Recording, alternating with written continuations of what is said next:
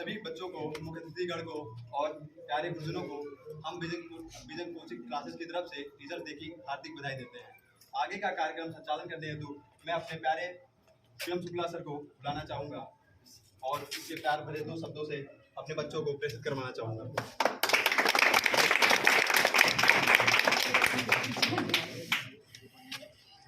इस संध्या के पावन बेला पर मैं अपने विजन कोचिंग क्लासेस में अपने प्यारे बच्चों और हमारे मुख्य अतिथि, हमारे बड़े भाई गुर्जर और मैं अपने शिक्षिका यानी अपने स्टाफ के मेंबरों का हार्दिक स्वागत और अभिनंदन करता हूँ। और विजन कोचिंग क्लासेस की तरफ से मैं सभी बच्चों को शिक्षक दिवस की हार्दिक शुभकामनाएं देना चाहता हूँ। बेटा, आजकल कोई भी चीज़ जो होती है, कोई डे क्यों मनाया जाता है, जैसे मदर डे हुआ, फादर डे हुआ या शिक्षक डे कैसे मनाया जाता है? क्योंकि आज हम लोग अपने उन चीज़ों को भूलते जा रहे हैं जो हमारे आधार स्तंभ है। आप ध्यान रखना, लाइफ में 3 लोग ऐसे होते हैं जो निस्वार्थ तुम्हारी सेवा करते हैं। एक तो पहली माँ, वो एक शिक्षक होती है, एक आपके पिताजी, और जो आपको स्कूलों में पढ़ाते हैं वो शिक्षक आपसे कुछ नहीं लेते हैं और आपको निस्वार्थ सेवा देकर आपको आगे बढ़ाने के लिए प्रेरणा देते हैं। तो इन 3 चीज़ों को आप लाइफ में बहुत सम्मान कीजिए और इनके आशीर्वाद से, इनके मेहनत से आप बहुत आगे जा सकते हैं। मैं एक शब्द कहना चाहता हूँ लोगों के लिए, जो मेरा एक स्लोगन है कि अपनी जमीन पैदा कर, अपना आसमान पैदा कर। अपनी जमीन पैदा कर, अपना आसमान पैदा कर। अगर तुझमें है दम तो अपना इतिहास पैदा कर, अपना इतिहास पैदा कर। और हमारे जो शिक्षक है वो हमें स्वावलंबी बनाते हैं और वो बार बार इस बात को समझाते हुए कहते हैं कि किनारे मत ढूंढो, किनारे टूट जाते हैं। किनारे मत ढूंढो, किनारे टूट जाते हैं। जो लहरों को आता है किनारे छूट जाते हैं, किनारे छूट जाते हैं। और मैं अपने अध्यापन के दौरान मैं बच्चों को इस बात के लिए बहुत प्रेरणा देता हूँ कि तुम्हीं में सब कुछ है, सारी एनर्जी तुम्हारे अंदर है, तुम कुछ भी कर सकते हो लाइफ में, बशर्ते अपने आप को पहचानना है तुम्हें। और उसमें मैं एक शब्द कहना चाहता हूँ, खुदा से मत मांगो, खुद को बुलंद करो। खुदा से मत मांगो, खुद को बुलंद करो। अरे तुम सूरज हो, अंधेरे से मत डरो। संघर्ष कसौटी है मेरे जीवन की है दोस्त, हंसते हुए जियो, हंसते हुए मरो। और शिक्षा के ऊपर मेरा कहना है कि आप लोग स्टूडेंट लाइफ में बहुत सारी ऐसे चीज़ें करते हो, बहुत सारी गलतियां सबसे होती हैं, लेकिन ध्यान रहना कि आपके द्वारा किसी को दिया गया एक तकलीफ उसे पूरी जिंदगी याद रहता है। तो हमें शिक्षा के दौरान, शिक्षा हमें स्वावलंबी बनाती है। शिक्षा वो हमारा हथियार है जो हमें हर परिस्थितियों में हमें कैसे खड़ा रहना है, कैसे आगे बढ़ना है, वो प्रेरणा देता है हमें। तो उस शब्द पर मैं कहना चाहता हूँ कि 1000 फूल कम है एक दुल्हन को सजाने के लिए, 1000 फूल कम है एक दुल्हन को सजाने के लिए, 4 फूल काफी है अर्थी को उठाने के लिए। 1000 खुशियाँ कम है गम को भुलाने के लिए और एक गम काफी है जिंदगी भर रुलाने के लिए, जिंदगी भर रुलाने के लिए। इसलिए कह रहा हूँ कि सबसे पहली बात है कि आप लाइफ में मन क्रम वचन से कभी भी किसी को तकलीफ मत पहुंचाइए। लाइफ में आप एक ही जगह से आगे बढ़ सकते हैं, सिर्फ और सिर्फ मेहनत करके, कोई दूसरा चारा नहीं है। आप किसी को नीचा दिखाकर आप कभी आगे नहीं बढ़ सकते हैं। तो शिक्षा के साथ साथ ये सीखना बहुत जरूरी हो गया है आज के कल्चर में कि आप लोग एक अच्छे इंसान बने, एक अच्छे नागरिक बने और देश के लिए हो सके, अपने गाँव के लिए, अपने मोहल्ले के लिए हो सके जितना अच्छा कार्य कीजिए। क्योंकि आपको मैं एक बात बताना चाहता हूँ कि आप जब से जन्म लिए हैं और 20-25 साल तक आपके माँ बाप आपको समय देते हैं, पैसा देते हैं, खर्चा देते हैं, ऐसा कोई चीज़ नहीं जो तुम्हें ना पूरा करें। और फिर जब तुम 25 साल के हो जाते हो तो माँ बाप की एज कम से कम 50 साल से ऊपर हो जाती है। अगर उस स्थिति में आपके माँ बाप को ये सोचना पड़े मेरा बच्चा कैसे रहेगा आगे, जानते हो माँ बाप बुढ़े नहीं होते, उनके बच्चे उनको बूढ़ा कर देते हैं। क्योंकि जो इतने संघर्षों में माँ, जो ठंडियों में तुम्हारे लिए उठकर तुम्हारे लिए गर्म दूध बनाती है और कभी नहीं थकती, आपका टिफिन तैयार करती हो, लेकिन मैं देखता हूँ कि आप क्लास मिस कर देते हो, आपको थोड़ा सा बुखार आता है, क्लास छोड़ देते हो। तो ये सारी चीजें आपको धीरे धीरे कमजोर करती हैं। याद रखना कि आप कमजोर खुद को बनाते हो। आपका सबसे बड़ा शत्रु आपके अंदर है, जो है आलस, बहाने। आप हर चीज में बहाना बना रहे हो, हर चीजों पर बहाने दे रहे हो दूसरों को। आपका नंबर कम आता है, टीचर काफी सही टीचर किया है, आप लाइफ में कहीं पे जाते हो दूसरों को बहाना थोप देते हो। यानी आपके अंदर एक ऐसी बात आ गई जो अपने आप को तुम बचाने की कोशिश कर रहे हो, गलती खुद करते हो, खुद को बचाने की कोशिश कर रहे हो, यानी अपने आप को धीरे धीरे आप बर्बादी के रास्ते पर लेकर जा रहे हो। और यही चीज हमें स्वयं को सबसे बड़ा दुश्मन खड़ा कर देती है। तो मैं यही कहना चाहता हूँ कि आप लोग स्वयं को पहचानो, स्वयं के साथ आपका कंपटीशन होना चाहिए, आपका संघर्ष और संघर्ष सिर्फ स्वयं के साथ होना चाहिए, कोई दूसरा आपका दुश्मन नहीं है। आप जब तक नहीं चाहोगे तब तक आपको कोई बर्बाद नहीं कर सकता है, जब तक आपको पीछे नहीं कर सकता है। क्योंकि अगर हम जिस तरह सोचेंगे, हम अगर सोचेंगे हम कमजोर हैं, हम कमजोर हैं, हम कमजोर हैं, हम नहीं सीख सकते, हम नहीं सीख सकते, तो निश्चित एक दिन तुम नहीं सीख पाओगे। क्योंकि ये हमारे माइंड की जो गाथा है, जो हमारी माइंड, हमारी ब्रेन को जो जिस तरह से हमें चलाती है, संचालन करती है, उसके माइंड में चीज बैठ गई तो फिर आप उसे निकाल नहीं सकते हो। हाँ, एक चीज कर सकते हो, मैंने आपको बताया कि नल के नीचे जाकर देखो, पानी लगातार गिरती रहती है, तो इतने कठोर फर्श को वो गड्ढा कर देती है। यानी इतना कोमल चीज लगातार गिरने से पहाड़ों में दरारें बना देती है, रास्ता बना लेती है। तो तुम क्या लगातार करने से नहीं कर सकते क्या? तो लगातार प्रयास। लाइफ में 3 चीज स्टूडेंट लाइफ में याद रखना, वर्क, कंटिन्यूटी और टाइम। वर्क कंटिन्यूटी यानी वर्क अगर कर रहे हो, लगातार करोगे और टाइम के साथ, तो तभी आप आगे जा सकते हो। क्योंकि कंटिन्यूटी जीवन को बेहतर बनाती है और आपको बेहतर प्लेटफॉर्म देती है। जो 12th का एज है, ये तुम्हारे लाइफ का प्लेटफॉर्म है। इसको जितना अच्छा बनाओगे, उतने रेंज वाली गाड़ियां यहाँ पर आके टिकेंगी। अगर इस प्लेटफॉर्म को आप एयरपोर्ट बना दोगे, तो आप बहुत आगे छलांग लगा सकते हो, बशर्ते आपको बनाना है। इसलिए मैं आज आप सभी प्यारे बच्चों को सिर्फ इतना कहना चाहता हूँ कि आप कंटिन्यूटी के साथ, स्वयं के साथ और अपने आप से संघर्ष करके, खुद से लड़ाई लड़के आपको अपने लक्ष्य को पूरा करना है। दिन रात उसके बारे में सोचना है, दिन रात उसी का सपना देखना है। अगर आप ऐसा करोगे, सबसे ज्यादा पावर, स्वामी विवेकानंद जी ने कहा था कि मैं उस प्रभु का सेवक हूं जिसे अज्ञानी लोग मनुष्य कहते हैं। यानी वो मनुष्यों में पुरुष को, भगवान को देखते थे, यानी मनुष्य को ईश्वर समझते थे। कहते थे कि मैं उस इंसान को नहीं मानता हूं जिसके बगल में एक अपाहिज व्यक्ति भूख मर जाए, तो उस अमीरी को, उस इंसान को मैं मानता ही नहीं हूं। और उन्होंने शिक्षा में एक चीज कहा था कि अगर आपको कुछ भी करना है तो सबसे पहले शुरुआत अपने आप से करनी पड़ेगी, क्योंकि आपके बॉडी का ही विरोध शुरू हो जाता है। तो सबसे पहले खुद से संघर्ष करो और कोशिश करो कि हम एक अच्छा इंसान बनेंगे, अपने आने वाली जनरेशन को एक अच्छी शिक्षा देंगे। और ये जो आप 4-4 मिनट का रील देखकर और जो इन लोगों को जो नाच गा रहे हैं, उनको अपना आइडियल बना के आप अपने उन लोगों का अपमान कर रहे हैं जिन्होंने अपने लिए, आपके लिए पूरी जिंदगी बर्बाद कर दी। तो अपने आइडियल को, अपनी भारतीय संस्कृति को और अपने पहचान को मत खो। मैं देखता हूं कि आपके घर में जो बुजुर्ग हैं, उनकी ज्यादा रेस्पेक्ट करो, क्योंकि तुम उन्हीं के टहनियों से निकले हुए पौधे हो। ये मत भूलो कि टहनियां से अलग होकर पौधे के पत्ते जो होते हैं वो सूख जाते हैं। याद रखना, बेस्ट आप लोग में तो आकर बच्चों को कुछ बताएं, उनको कुछ सीख दें। आइए सतीश सर।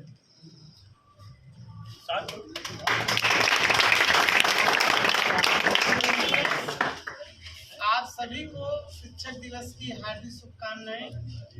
आप लोग को आज इसीलिए बुलाया गया है कि जो है आप लोग शिक्षक दिवस के बारे में कुछ थोड़ा बहुत जानकारी प्राप्त करें। आज जो ये शिक्षक दिवस जो मनाया जाता है, डॉक्टर सर्वपल्ली राधाकृष्णन के जन्मदिन के अवसर पर जो है मनाया जाता है। उन्होंने क्या किया, अपना जो जन्म दिवस जो मनाते हैं उसको उन्होंने टीचर्स के नाम पे जो है क्या कर दिया, दान कर दिया, ऐसे समझ सकते हो। कि उन्होंने कहा कि जो है बर्थडे जो हमारा है उसको टीचर्स डे के नाम से जो है मनाया जाएगा, है ना। बस आपको आज इसीलिए बुलाया गया है, जैसे आपको पता है कि जो है कंपटीशन का दौर है और आप लोग जो है ज़्यादातर इसमें से बच्चे जो है बोर्डर्स है ना, कोई 12th का है, कोई 10th का, 11th के बच्चे भी होंगे, है ना, है जो है। लेकिन फिर भी उनको पता है कि जो है वो अगले साल जो है नेक्स्ट ईयर जाएंगे 12th में, उनके पास भी टाइम नहीं है। और आपको ये चीज़ जानकारी होगी कि अब जो है कंपटीशन के इस दौर में आपको जो है कम टाइम मिलता है। जितनी तैयारी आप जो है इस छोटे से उसमें कर सकते हो, कर लीजिए। क्योंकि जैसे आप यहाँ क्या पढ़ाया जाता है, आप लोगों को हर सब्जेक्ट पढ़ाया जाता है, लेकिन आप क्या सोचते हो कि यहाँ जो है बस ऐसे पढ़ा दिया जाता। मेन तो वहाँ जब जाएंगे तैयारी करने ना, तो वहाँ पढ़ेंगे। यहाँ तो बस बोर्ड के लिए तैयारी कर लेंगे, बस उतना काफी हमारे लिए हो जाएगा। लेकिन नहीं, आप जो अगर पहले से ही तैयारी अच्छी बनाए रहोगे ना, तो आपके लिए बहुत बेहतर होगा। तो अभी से पढ़ाई में आप जुट जाइए। अभी भी जैसे 12th का एग्जाम आने वाला है, 10th के लिए भी एग्जाम आने वाला है ना। तो आप जो है आपके पास 12th वालों के लिए तो बहुत कम समय बचा है। क्या कर रहे हैं, जो पहले तो आप लोगों को अप्रैल में ज्वाइन करना चाहिए होता है ना। आप लोग जो है पहले सेशन कब से मानते हो, जुलाई से, तो उसमें भी आप 3 महीने लेट हो गए। उसके बाद अभी भी आप पढ़ना नहीं सीख रहे। तो इसके लिए हम आपको यही कहेंगे कि आप लेट हो लेकिन फिर भी आपके पास टाइम है। कहते हैं ना, जब से शुरू कर दो आप लोग जो है, वही आपका क्या कहते हैं, वो सबसे अच्छा समय होता है। तो अभी 4-5 महीने हैं आपके पास, आप अच्छे से तैयारी करो, है ना। इधर उधर जो है क्या बोलते हैं, टेस्ट देने में आप लोग जो है कोताही बिल्कुल ना बरतें, चाहे छोटा सही क्यों ना टेस्ट हो, है ना। तो आप सभी को जो है बस यही बताना था, आप लोग तैयारी अच्छे से बनाए रखो, है ना, 10th हो चाहे 12th हो। कृष्णन जी, और उन्होंने अपनी जीवनी को बाद में कहा कि इसको बाद में हम टीचर्स के लिए सेलिब्रेट करेंगे। ये हमारे लिए अकेले नहीं, हिंदुस्तान की पूरी पॉपुलेशन उसको टीचर डे के बाद में चाहेगी। ठीक, टीचर्स डे एक्चुअली वे में सिर्फ एक दिन का लम्हा होता है, लेकिन वो एक्चुअल वे में अगर देखा जाए तो वो बहुत सारा एक पल एक साल का लेके जाता है, और एक बच्चे से एक टीचर को कितना कोरिलेट कर पाता है ये वो डे बताता है। ठीक है, दूसरी बात क्या होती है, टीचर से बच्चे की क्लोजनेस बेहतर होनी चाहिए as a knowledge, not a physically. एक बच्चे को टीचर से नॉलेज के पर्पज में बहुत क्लोज होना चाहिए। ठीक है, ये नहीं कि फिजिकली क्लोजनेस हो, बच्चा चाहता है कि हमारी क्लोजनेस फिजिकली हो, और बाद में वो सारे टीचर्स थोड़े से अलग वे में आ जाते हैं। कुछ टीचर्स की ये फीडबैक हो जाती है, बाद में बताया जाता है नहीं बच्चों से क्लोजनेस नहीं है, थोड़ी सी होनी चाहिए क्लोजनेस, अच्छी बात है। नॉलेज की रही बात, तो ये कंपटीशन का दौर है, जितना स्टडी आप कर सकते हैं वही आपके लिए बेहतर है। सबसे बेहतर चीज़, कोई टीचर्स, कोई स्टाफ्स, कोई भी इंस्टीट्यूट्स आपको उतना बेहतर नहीं बना सकती है जितना आप सेल्फ से बेहतर बन सकते हैं। ज़रूरत इस बात की है कि आप बुक्स को जितना से ज़्यादा हो सके उतना स्टडी करने की कोशिश कीजिए। सामने बैठी जो भी स्टाफ्स है, जो भी टीचर्स है, वो कहीं और से नहीं पढ़ के आई है, वो किताबों को ही पढ़ा है, उसने बुक्स को ही पढ़ा है। ज़रूरत इस बात की है कि हम बुक्स को पढ़ें, बुक्स में सारे सॉल्यूशंस हैं आपके। ठीक है, और वहाँ से आपको लेना है। एग्जाम तभी क्लियर होंगे, बहुत बेहतर होंगे जब आप बार बार ट्राई करेंगे। अभी सतीश सर ने कहा टेस्ट छोड़ के भागते हैं लोग। ठीक है, टेस्ट जानते हो क्या होता है, एक बार जो फर्स्ट टाइम पे आप टेस्ट दोगे, अगर 20 मार्क्स का टेस्ट है और आपको 5 मार्क्स मिले हैं सपोज दैट, या 6 मार्क्स, आप एक भी टेस्ट ना दीजिए कोचिंग का या कहीं भी स्कूल्स का, बोर्ड का एग्जाम दे लीजिए, वही इक्वल नंबर चढ़ के आएगा आपका बोर्ड। क्योंकि तब आपको पहले ये नहीं पता होता है कि हमको किस क्वेश्चंस के आंसर में कितने लिखने हैं। ठीक है, वो बार बार टेस्ट होना या एग्जाम होना सिर्फ इस बात का प्रूफ होता है कि आपको बताया जाता है टीचर के द्वारा कॉपी चेक करके कि आपने जो लिखी है उसको और बेहतर करनी, या लिखने का जो स्टाइल है उसको और बेहतर करना। तो आप एक टेस्ट में 5 मार्क्स, देन आगे इम्प्रूव करते करते एक टाइम आता है कि आप 20 मार्क्स के समथिंग देयर अबाउट 18 और 19 पहुंच जाते हैं। डिजिटल इंडिया आ गई है, शायद 100 में 100 मार्क्स भी मिलने लगे हैं, जो पॉसिबिलिटी नहीं है, बहरहाल मिलता है। ठीक है, वो पॉसिबल है नहीं किसी सूरत हाल में मैथ्स को छोड़कर। ठीक है, फिर भी अगर उस सिस्टम पे है तो बेहतर बनिए और अपनी लाइफ को बेहतर बनाइए जितना हो सके। जरूरत ये ना है कि हमारे आपकी तरह आपको भी प्राइवेट टीचर बनना पड़े, इतना ब्राइट फ्यूचर बनाइए आप कि फ्लड के इस प्राइवेट सेक्टर में ना आना पड़े। ठीक है, यही उम्मीद है हमारी, और हम कोशिश करेंगे कि हमसे जो हो सकेगा वो आपके लिए भरपूर कोशिश रहेगी। आपका हर एंगल पे एज एजुकेटेशन के तौर पे मदद की जाएगी। ठीक है, धन्यवाद आपका। तो बेटा आप लोगों के गुरु ने बहुत ही अच्छी बात बताई, और एक बात फ्रांस सर ने जो बताई, शिक्षक और स्टूडेंट में क्या रिलेशन होना चाहिए। ड्यू टू हमारा देखो कोई भी फोर्स जो है, जैसे ग्रेविटेशनल फोर्स लगता है या हमारे पास जो इलेक्ट्रिक फोर्स लगता है, किसी न किसी का विनिमय होता है, पार्टिकल के बीच में किसी न किसी का विनिमय होता है, तो वहाँ पर रिलेशन बनता है। टीचर और स्टूडेंट के बीच में सिर्फ नॉलेज का ट्रांसफर होता है, विनिमय होता है एक दूसरे में, और ये आता है वर्क से और कंटिन्यूटी से। याद रखना कि एक शिक्षक और एक टीचर, एक शिक्षक और एक स्टूडेंट में जो रिलेशन है बहुत ही पवित्र रिश्ता होता है, जो मतलब पूरी दुनिया को बदलने की क्षमता रखता है। आचार्य चाणक्य ने एक बात कहा था कि टीचर एक भिखारी नहीं है घनानंद जो आपके भीखों पर पलने आया है, वो एक ऐसा भविष्य निर्माता है जिसके हाथों में प्रलय और निर्माण दोनों खेलते हैं।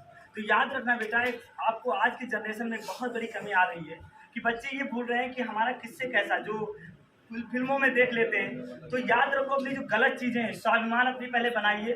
दूसरा, टीचर और स्टूडेंट के बीच में जो सबसे बढ़िया पवित्र रिश्ता है, नॉलेज का कोशिश कीजिए, आप मजबूर कर दीजिए कि शिक्षक आपको बेहतर से बेहतर पढ़ाए।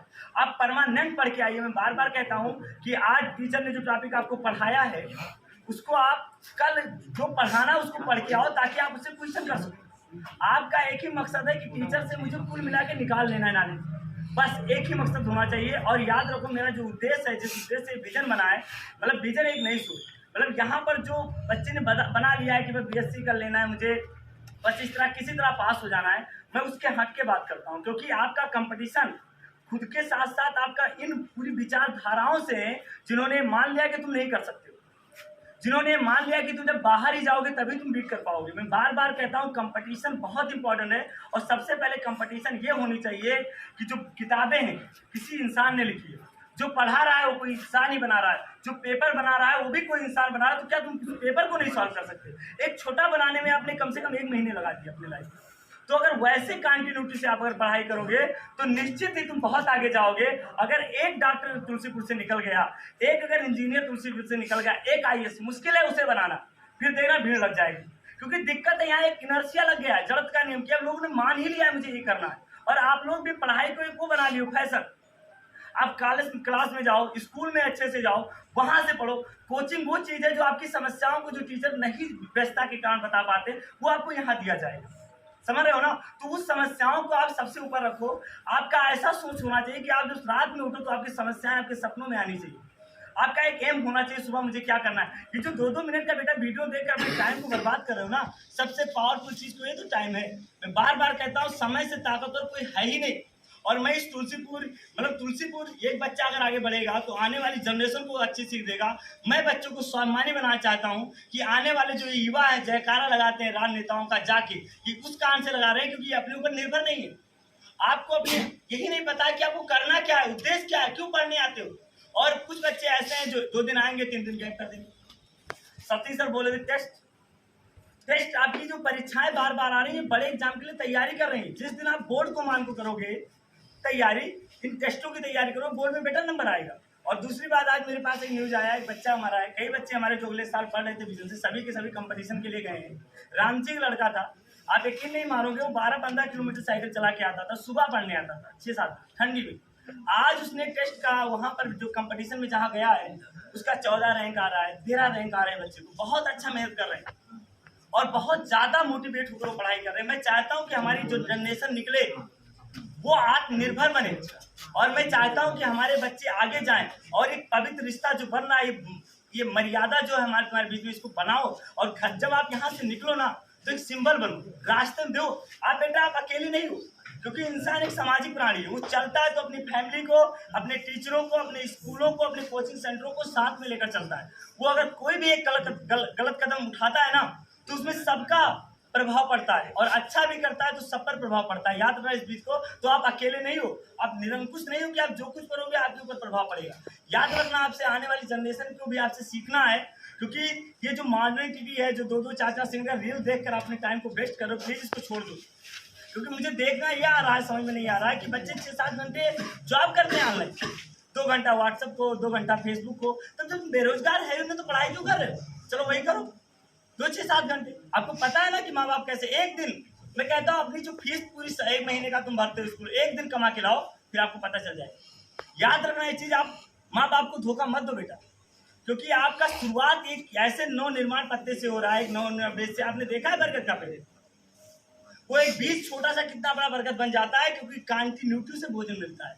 आपको माँ बाप पैसे दे सकते हैं, आपको पढ़ा नहीं सकते। और जिन महापुरुष का आज जन्मदिन है, उनका मैं एक छोटी सी बात आपको बताना चाहता हूँ। क्योंकि जब वो भारत गुलाम था, उस समय वो पढ़ाई कर रहे थे, तो उनका एक कंपटीशन होता था स्कूल में। तो उनका नंबर और एक और लड़का था, जाज करके था, याद नहीं आ रहा है, उन दोनों लोगों के नंबर बराबर आते थे हर चीज में। टीचर कंफ्यूज था कि कौन टैलेंटेड। तो एक बार एग्जाम रखा गया, एक क्वेश्चन दिया गया 2 मिनट का कि इसको 2 मिनट में लगाना है, और उसके साथ एक चपरासी को खड़ा कर दिया गया कि वो बेल बजाए, बार बार घंटी को बजाए। ध्यान देना था स्टूडेंटों को कि आपको सवाल भी लगाना है और साथ साथ उस बेल की रीडिंग भी करनी है कि कितनी बार बजा है। तो सवाल तो दोनों लोगों ने लगाया, लेकिन बेल की करेक्ट घंटी की संख्या श्री सर्वपल्ली राधाकृष्णन जी ने बताया था। और ये भी मैं बता दूं जिस समय शिक्षा की एक ऐसी व्यवस्था होगी, कैसे पढ़ाया जाएगा, जो उच्चतर शिक्षा आयोग है उसका गठन डॉक्टर सर्वपल्ली राधाकृष्णन जी ने किया था। सोचिए आज भी चल रहा है, कितने पावरफुल इंसान थे वो। तो आपके पास इतने महापुरुष है, आपने दशरथ माझी का नाम सुना है? 40 साल में उसने पहाड़ को काट दिया। रीता फारिया का नाम सुना ना, जिसने सातों क्या बोलते खाड़ी को तैर के पार कर दिया। आप किस भूल में हो? आप इस बात को याद रखो, और आपको इस तुलसीपुर को बेटर बनाना है कि आने वाली जनरेशन हमारी आगे चले। हमारी इसमें सहयोग आपकी बहुत जरूरी है। अगर आप कंटिन्यूटी करोगे तो मेरा जो उद्देश्य है, जो कि टीचर का प्रतिबिंब स्टूडेंट होता है, मैं क्या करता हूँ ये तुम समाज में जाके डिसाइड करोगे। और अगर तुम ऐसा करोगे तो इससे मुझे भी खुशी होगी कि मेरा बच्चा अपने उद्देश्य पर जा रहा है। आपको एक स्वाभिमान बनना है। मैं नहीं चाहता हूँ कि मेरे यहाँ से निकले हुए बच्चे किसी की गुलामी करें, किसी की चाटवारता करें, किसी की दलाली करें। ऐसे बच्चे मैं नहीं चाहता हूँ, और मैं चाहता हूँ स्वाभिमानी बने। और इसीलिए मैं इन बच्चों के बीच में कोई भी बच्चा जो अपने बातों को रखना चाहता है, कुछ सुनाना चाहता है, वो आ सकता है। कोई है इसमें? चलो आ जाओ, आ जाओ तुम। जो भी आना चाहता है गर्ल्स में आओ, आपसे गाओ, स्वेच्छा से गाओ। आ जाओ।